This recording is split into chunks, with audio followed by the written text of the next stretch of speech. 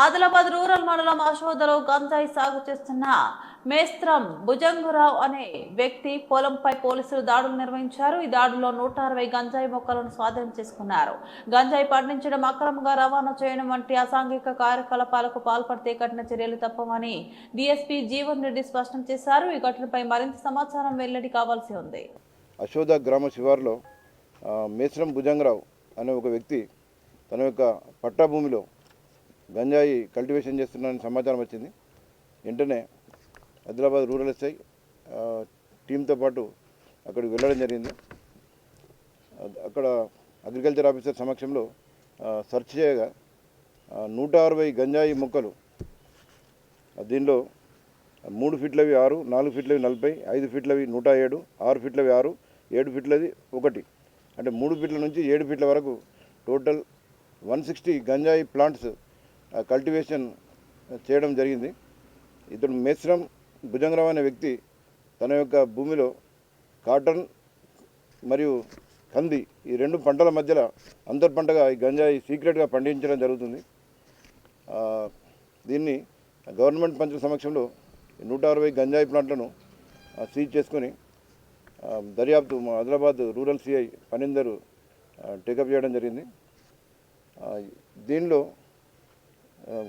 సమాచారం సేకరించి పెద్ద ఎత్తున ఈ 120 ప్లాంట్లు దొరకడం అన్నది మా ఆదిలాబాద్ డివిజన్ పరిధిలో మొట్టమొదటిసారి.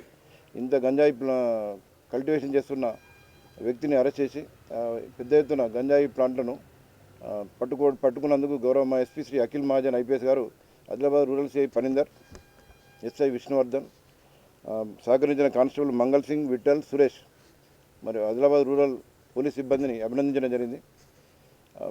మా యొక్క విజ్ఞప్తి ఏంటంటే, రైతులు కానీ ఇంకెవరైనా కానీ లీజ్ తీసుకున్న వాళ్ళు కానీ మీరు పంటల మధ్యలో ఈ గంజాయి పండిస్తే గంజాయి కేసు నమోదు చేయడంతో పాటు మీకు ప్రభుత్వం నుంచి వస్తున్న రైతు భరోసా కూడా ఆగిపోతుంది. ఇప్పుడు ఇతనిపై మేము రైతు భరోసా ఆపాలని చెప్పి గౌరవ కలెక్టర్ గారికి మేము లెటర్ పంపడం జరుగుతుంది.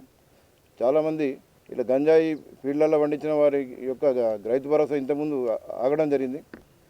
మేము రైతులకు కానీ లీజు తీసుకొని పంటలు పండించే వ్యక్తులకు కానీ మా యొక్క కోరిక ఏంటంటే, ఎట్టి పరిస్థితుల్లో చట్ట వ్యతిరేకంగా ఈ గంజాయి పండించకండి. గంజాయి పండిస్తే మీకు ప్రభుత్వం నుంచి వచ్చే ఏవి బెనిఫిట్స్ రావు.